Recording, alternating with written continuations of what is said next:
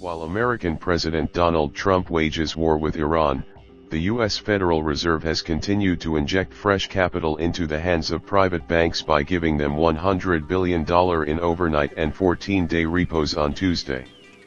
The same day, Rabobank strategist Philip Marey predicted the central bank will reduce interest rates to zero in 2020. Additionally, former Fed researchers believe the central bank needs to create a standing repo facility so private financial institutions can convert securities into fresh fiat reserves whenever they please. At the moment, most of the world is focused on the escalated tensions between America and Iran.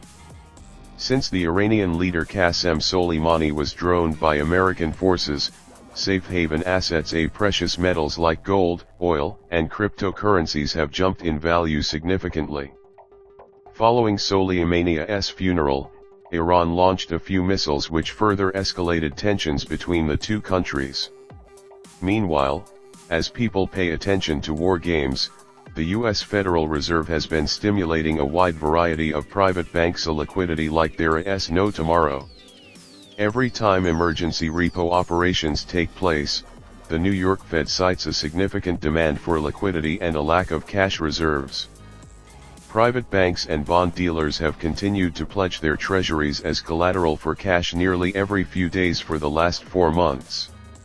On January 7, the Fed pumped close to $100 billion into the hands of smaller financial institutions by leveraging $63.9 billion in overnight repos and $35 billion for 14-day repos. So far, since September 2019, the Fed has managed to stimulate private banks with trillions by using repo processes and slashing interest rates with a number of monetary easing practices.